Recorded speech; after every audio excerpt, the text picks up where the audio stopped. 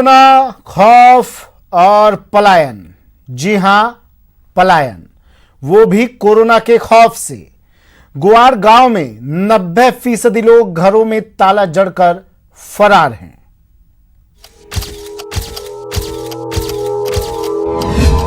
Corona के कहर का डर देखिए।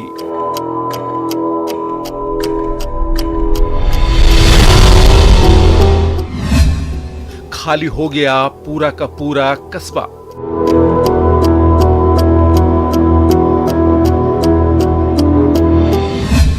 वीरान हो गया कोटा का इटावा। सूनी हो गई कल की गुलजार गलियां। यहां भी बंदी, वहां भी बंदी। जहां देखो वहां तालाबंदी।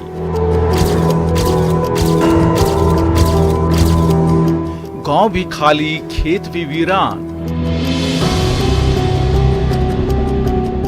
इन तस्वीरों को देख यकीन मानिए आप चौंक गए होंगे, लेकिन यकीन मानिए इसका सच जानेंगे तो सन्न रह जाएंगे। घरों पर लटके ये ताले कोरोना की खौफ की पूरी कहानी कह रहे हैं। आखिर ऐसा क्या हुआ कि पूरा का पूरा गांव वीरान हो गया? इस वीराने की पूरी कहानी बताएंगे, लेकिन पहले ये जान लीजिए कि ये गांव है कहां। ये गांव चंबल नदी के किनारे बसा है। नाम है गुवाड़ी। कोटा के इटावा कस्बे में आता है ये गांव। दरअसल 11 अगस्त को गुवाड़ी गांव में एक शख्स कोरोना पॉजिटिव पाया गया था। उसके बाद गांव में 21 अगस्त को करीब 40 लोगों के सैंपल कलेक्ट किए गए थे, जिसमें से 11 लोग कोरोना पॉजिटिव मिले। किसी तरह सभी लोगों को अस्पताल में भर्ती करवाया गया। 11 तारीख को हमारे गुवाड़ी में एक बड़ौदा क्षेत्रीय ग्रामीण बैंक में कार्यरत कर्मचारी पॉजिटिव आया। उसके बाद हमने 21 तारीख को वहाँ पर सैंपलिंग कराई। उस सैंपलिंग में 11 जने पॉजिटिव आए। पॉजिटिवों को हम मेडिकल कॉलेज रेफर करने के लिए मैं जाब्ता, मैं एम्बुलेंस और एसडीएम साहब के साथ वहाँ पहुँचे। तो उसमें से 7 व्यक्ति जा पाए और 4 व्यक्ति भग गए। फिर 4 व्यक्तियों के लिए नेक्स्ट डे गए और वहाँ पर उन 4 महिलाओं को हमने प्रशासन की मदद से, एसडीएम साहब की मदद से और उनको मेडिकल कॉलेज में एडमिट करवाया। लेकिन अब कोरोना का खौफ ऐसा कि गांव के 90% घरों में ताला जड़कर लोग गायब हो गए हैं और स्वास्थ्य विभाग इंतजार में है ताकि इनका कोरोना टेस्ट करवा सकें। सैंपलिंग करवाने गए वहाँ पर, तो वहाँ पर लगभग 40 से 50 घर है। उनमें लगभग 40 घरों में ताले मिले हमें और हमने वहाँ पर आज 12 सैंपलिंग ली। उन 12 सैंपलिंग में से सबसे पहले मैंने खुद स्वयं एक अपना सैंपल दिया ताकि लोग मोटिवेट हो सके और मोटिवेट होके अपना सैंपल दें। इस तरह हमें 12 सैंपल की ही सफलता मिल पाई। बाकी और सारे घरों में, लगभग 40 घरों में ताले लगे हुए थे। लोग बाग सुबह से ही गायब थे। फिलहाल इस गांव के हाल को लेकर कई सवाल भी हैं। आखिर कहां गायब हो गए हैं गुवाड़ी गांव के लोग? क्या अस्पताल में भर्ती किए जाने के डर से ये लोग गायब हुए? और सबसे बड़ा सवाल कि अगर इन लोगों में भी कोरोना के लक्षण हैं तो खतरा और भी बड़ा है। कोटा से न्यूज 18 के लिए अर्जुन अरविंद के साथ शाकिर अली की रिपोर्ट। कोरोना काल में भीलवाड़ा के बाद रोडवेज मॉडल की भी चर्चा है। आप भी देखिए कैसे 1 करोड़ 17 लाख का सफर पूरा कराने के बाद भी ये पूरी तरह कोरोना काल में सबसे सेफ सवारी है। कोरोना काल में रोडवेज की पहल। राजस्थान रोडवेज का सेफ्टी मॉडल। कोरोना काल में 1.17 करोड़ लोगों ने किया सफर। रोडवेज की वजह से नहीं फैला कोरोना संक्रमण। जी हां, भीलवाड़ा मॉडल के बाद अब राजस्थान रोडवेज को जानिए, क्योंकि राजस्थान रोडवेज में कोरोना काल में अब तक 1 करोड़ 17 लाख लोग काम कर चुके हैं, लेकिन रोडवेज की वजह से किसी तरह का कोई संक्रमण नहीं फैला। रोडवेज के करीब 16,000 कर्मचारी वैसे कोरोना योद्धा हैं जो सीधे आमजन के संपर्क में रहे, सेफ्टी फर्स्ट के साथ कोरोना काल में डटे रहे। आप भी समझिए आखिर रोडवेज ने ऐसा क्या मैकेनिज्म अपनाया है जिससे ना तो इसके कर्मचारी कोरोना संक्रमित हुए और ना ही इनकी वजह से कोरोना का प्रसार हुआ। कोरोना काल में 3 जून 2020 से राजस्थान रोडवेज लगातार अपनी सेवाएं दे रही है और अब यात्रियों का जो आंकड़ा है वो 1 करोड़ से भी ऊपर पहुंच गया है। लेकिन ना तो किसी यात्री को रोडवेज की वजह से कोई संक्रमण हुआ है, ना ही रोडवेज का कोई कर्मचारी संक्रमित हुआ है। इसकी वजह है रोडवेज द्वारा अपनाया गया सुरक्षा मॉडल। यात्रा से पहले बस पूरी तरह से सैनिटाइज की जाती है। सोडियम हाइपोक्लोराइड से बस को किया जाता है डिसइंफेक्ट। ऑफिस में एंट्री से पहले कर्मचारियों की होती है थर्मल स्कैनिंग। हर ऑफिस में लगाई गई हैं ऑटोमेटिक सैनिटाइज मशीनें। यात्रा से पहले यात्रियों की थर्मल स्कैनिंग अनिवार्य। कर्मचारियों के लिए मास्क, ग्लव्स और फेस शील्ड अनिवार्य। प्रत्येक बस में थर्मल गन, सैनिटाइजर, डस्टर की रहती है व्यवस्था। सवारी के उतरने के बाद बस फिर से की जाती है सैनिटाइज। डिसइंफेक्टेड होने के बाद ही बसों को मिलती है डिपो में एंट्री।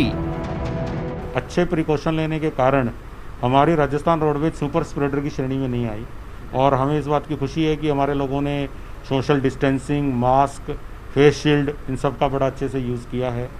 मैं आपको इसमें ये भी कहना चाहूँगा कि हमने यात्रियों की सुरक्षा के लिए भी अपनी बसों को और बस स्टैंड को शुरू से सैनिटाइज रखा है। हम कभी भी इन मटेरियल की कमी हमारे सिस्टम में आने नहीं देते हैं और हमें बहुत सारी संस्थाओं ने आगे बढ़ के थर्मल गन भी जो है वो डोनेट करी है, जिसका फ़ायदा हम सब लोग उठा रहे हैं।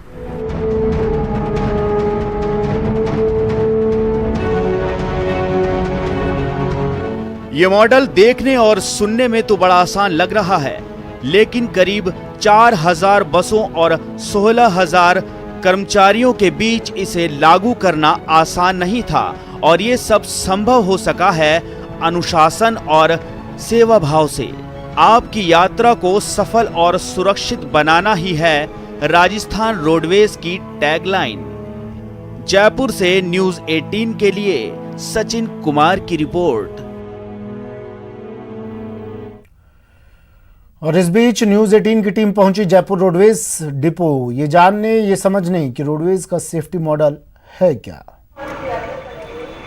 हम लोग जयपुर डिपो के अंदर प्रवेश कर रहे हैं। सबसे पहले आपने देखा कि यहाँ पर किस तरह से जो है एडवाइजरी दी गई है कि किन किन चीज़ों का ध्यान रखना है। जैसे आप प्रवेश करते हैं तो जो कर्मचारी हैं उनको टेम्परेचर यहाँ पे लिया जाता है। कर्मचारियों को, जो भी कर्मचारी यहाँ पे आता है उसका पहले टेम्परेचर यहाँ पे लिया जाता है। टेम्परेचर रिकॉर्ड करने के बाद उसका नाम और पता जो है वो रजिस्टर में नोट किया जाता है और उसके बाद ही कर्मचारियों को यहाँ से भेजा जाता है। कमोबेश हर डिपो में यही स्थिति यहाँ पे देखी जाती है। इसके साथ ही अगर हम बात करें रोडवेज की बसों की, तो बसों को भी पूरी तरह से सैनिटाइज किया जाता है। वर्कशॉप में जो बस होती है पहले सैनिटाइज होकर अंदर रूट पे निकलती है। आप देखिए कर्मचारी जो सामने है वो बस को सोडियम हाइपोक्लोराइड का जो सॉल्यूशन है उसके साथ उसको सैनिटाइज करता है। जो भी टचिंग पॉइंट है बस के अंदर कि जहाँ से यात्री उस बस को टच कर सकता है या चढ़ते उतरते समय उसमें प्रवेश कर सकता है, उन तमाम चीज़ों को ध्यान में रखा जाता है। बस को अंदर बाहर से पूरी तरह से सैनिटाइज किया जाता है। और इसके साथ ही जो कंडक्टर और ड्राइवर जो रूट पे जाते हैं उनको पूरी तरह से ग्लव्स, मास्क और फेस शील्ड पहनना अनिवार्य किया गया है। तो रोडवेज का जो सुरक्षा चक्र है ये इतना मजबूत सुरक्षा चक्र रोडवेज के द्वारा बनाया गया है कि लगातार 3 जून यानी तकरीबन 4-5 महीने से लगातार रोडवेज जो है अपना संचालन बसों पे कर रही है और 1 करोड़ से ज़्यादा यात्रियों को यात्रा अब तक करवा चुकी है। लेकिन उसके बाद भी संक्रमित रहित और सुरक्षित सफर राजस्थान रोडवेज लगातार करवा रही है। कैमरा पर्सन अमनदीप के साथ सचिन कुमार, न्यूज़ 18 जयपुर। बीकानेर के कोटगेट थाने के सीआई धर्म पूनिया के इलाके के एक अपराधी के भाई से बातचीत का ऑडियो वायरल हुआ है। ऑडियो में सर्किल इंस्पेक्टर अपराधी के भाई को साफ साफ चेतावनी दे रहे हैं कि उसने मामले की जांच को प्रभावित करने के लिए थानेदार को फोन क्यों किया। सीआई फोन पर अपराधी को चेतावनी देते हुए कह रहे हैं कि उनके इलाके में इस तरह की दादागिरी नहीं चलेगी। दरअसल ये पूरा मामला वीडियो में दिख रही फायरिंग की घटना से जुड़ा हुआ है, जिसमें कुछ अपराधी एक घर में आग लगाने के बाद गोली चलाते दिख रहे हैं। घटना की जांच कर रहे थानेदार को अपराधियों की ओर से फोन किए जाने के बाद कोटगेट सीआई धर्म पूनिया अपराधी के भाई को फोन पर चेतावनी दे रहे हैं। सतवीर मेरे से हो गया, हमारे साथ फोन लाइन पर जुड़ गए हैं। सतवीर, पूरा मामला क्या है? जी बिल्कुल, आपको बता दूं कि ये कोटगेट के बांद्राबाद के अंदर जो दो अपराधी हैं, उन्होंने एक घर के अंदर पहले तो घर के बाहर आए और उसमें जो और उसमें आग लगा दी गेट के बाहर, और उसके बाद में जो अपराधी था उसने घर के बाहर फायरिंग भी यहाँ पर की थी। उसके बाद में जो ये मामला असूल पकड़ रहा था और जो अपराधी थे वो मौके से फरार हो गए थे। वहीं जो पीड़ित था उन्होंने कोटगेट थाना पुलिस में सूचना दी और अब जो बताया जा रहा है कि जो थानाधिकारी हैं धर्म पूनिया, उन्होंने बताया कि जो इनके जो जांच अधिकारी हैं उनसे जो अपराधी है उन्होंने वहां पर फोन पे बात करी और उसके बाद उन्होंने जो जांच में दखल देने की जो बात है वो सामने आई थी। उसके बाद में जो धर्म पूनिया है उन्होंने उनके जो अपराधी का उसके भाई को फोन किया और उसके बाद में वो एक ऑडियो यहाँ पर वायरल हो रहा है, जिस तरीके से ऑडियो में साफ तौर पे धर्म पूनिया बता रहे हैं कि जिस तरीके से जो अपराधी हैं उनकी जो लगाम है वो कसने के लिए पुलिस पूरी तरीके से तैयार है और इसके साथ ही अगर गोली चलाना वो जानते हैं तो इसमें भी हाथ यहाँ पर नहीं बांध रखे हैं, वो भी गोली चलाना जानते हैं और अपराधी उनके क्षेत्र के अंदर अगर घुसपैठ करेंगे तो वो इसी तरीके से जो चेतावनी देते हुए नजर आ रहे हैं। खास तौर पे धर्म पूनिया ने साफ तौर पे यहाँ पर कहा है कि अपराधियों का जो हौसला जो बुलंद हो रहा है उसको लेकर उन्होंने उससे बात की थी और उसके बाद में ही ये पूरा अब ये ऑडियो है ये सोशल मीडिया पर जमकर वायरल हो रहा है। जबकि आपको बता दूं कि 23 अगस्त को ये पूरी घटनाक्रम हुआ था बांद्राबाद के अंदर, जैसे कि सीसीटीवी फुटेज में साफ तौर पे नजर आ रहा है कि दो जो यहाँ पर घुसते हैं और उसके बाद में आग लगाने के बाद में फायरिंग यहाँ पर करते हैं। जो बदमाश है जिसने फायरिंग की वो बताया जा रहा है कि सलमान नाम का है जो गिनानी का रहने वाला है और उस पर ये पूरी तरीके से आरोप है और उसके बाद में ही अब ये जो ऑडियो है सोशल मीडिया पर जमकर वायरल हो रहा है। शुक्रिया तमाम जानकारी के लिए सतवीर। खबर टोंक से है। टोंक में विवाहिता ने खुदकुशी कर ली, जहर खाकर विवाहिता ने आत्महत्या कर ली। लांबा हरि सिंह क्षेत्र के झाड़ली की यह घटना है। पुलिस अब मौके पर पहुंच चुकी है। शव को मालपुरा सीएचसी की मोर्चरी में रखवाया गया है। पुलिस अब इस पूरे मामले की जांच पड़ताल कर रही है।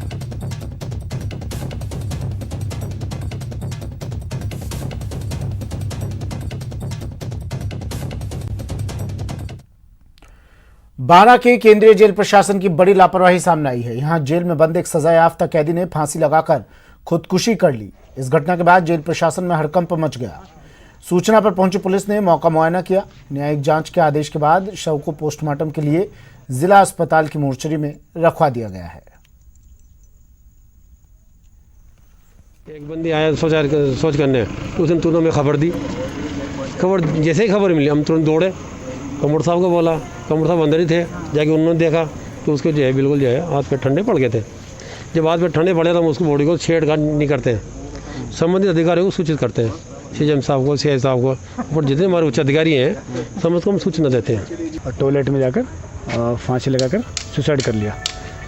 इस सूचना पर हमारे द्वारा एक मामला दर्ज की गई और चूंकि ये जेल में आत्महत्या का प्रकरण है इसलिए इसमें जाँच श्रीमान सीएम साहब के आदेशानुसार टोंक कोटा नेशनल हाईवे पर दो कारों की जबरदस्त भिड़ंत हो गई। हादसे में नीमच में तैनात नारकोटिक्स विभाग के इंस्पेक्टर संदीप तिवारी की दर्दनाक मौत हो गई। इस हादसे में सांख्यिकी विभाग में तैनात जीतू मीणा, जो कि संदीप तिवारी के साथ ही कार में सवार थे, गंभीर रूप से जख्मी हुए हैं।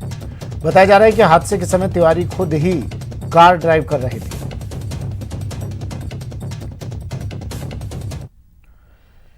सवाई माधोपुर से बड़ी खबर है। गंगापुर सिटी में एक युवक ने पानी की टंकी पर चढ़कर छलांग लगा दी। युवक की मौके पर ही मौत हो गई। पुलिस मौके पर पहुंची, पुलिस को सूचना दी गई, पुलिस टीम मौके पर पहुंची और अब पूरे मामले की जांच में पुलिस जुट गई है। गिरिराज मेरे सहयोगी फोन लाइन पर जुड़ गए हैं। गिरिराज, पूरा मामला क्या है, कौन है ये युवक, पता चल पाया? जी देखिए सुमित, ये सवाई माधोपुर जिले के बौली उपखंड क्षेत्र के बांसपुलिया गांव का ये निवासी था रामचरण जांगी, जिसका रामचरण शर्मा इसका नाम था। और ये जो गंगापुर सिटी के अंदर बड़ी उदई एक गांव है जहां पर अपनी बहन से मिलने के लिए गया हुआ था। बताया ये भी जाता है कि ये जो युवक था ये मूर्ति बनाने का काम करता था और इसके परिजन बताते हैं कि मानसिक रूप से कुछ विक्षिप्त भी था, तो इसके चलते ये परेशानी हुई। और मानसिक रूप से जिस तरीके से विक्षिप्त था, ये कुछ बात को लेकर के गंगापुर सिटी के बड़े उदय कस्बे में ही पानी की टंकी पर चढ़ गया। आसपास में जब लोगों का हुजूम उमड़ पड़ा, आसपास के लोग जब हड़कंप मचा तो काफी लोगों ने समझाइश भी करने की कोशिश की। सूचना मिली, सदर थाना पुलिस भी मौके पर पहुंची, जहां पर जो मानसिक विक्षिप्त जो व्यक्ति था इससे उतरने की काफी समझाइश की गई, लेकिन ये नहीं माना। आखिरकार लोगों की आंखों के सामने देखते ही देखते इसने पानी की ऊंची टंकी से छलांग लगा दी और मौके पर ही इसकी मौत हो गई। सदर थाना पुलिस ने इस व्यक्ति को जब अस्पताल पहुंचाया तो चिकित्सकों ने इसे मृत घोषित कर दिया। चिकित्सकों ने कहा कि अस्पताल पहुंचने से पूर्व ही इसकी मौत हो गई है। पुलिस सारे मामले की समझाए जो छानबीन है वो कर रही है। पुलिस का भी यही मानना है कि प्रथम दृष्टया व्यक्ति मानसिक तौर पर विक्षिप्त था। समूचे मामले की पुलिस जांच कर रही है। जी सुमित। ठीक है, शुक्रिया तमाम जानकारी के लिए।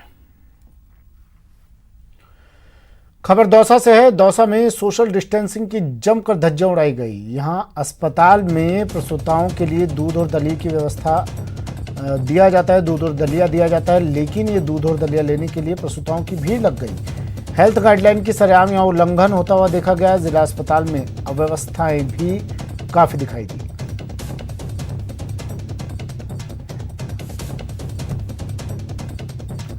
दौसा से ये तस्वीरें, दौसा की एक खबर। अस्पताल में जो प्रसूताओं के लिए दूध और दलिया जहां दिया जाता है वहां पर बड़ी संख्या में प्रसूताएं पहुंची और ये देखिए कैसे लाइन में लगकर ये खाद्य सामग्री ले रही हैं।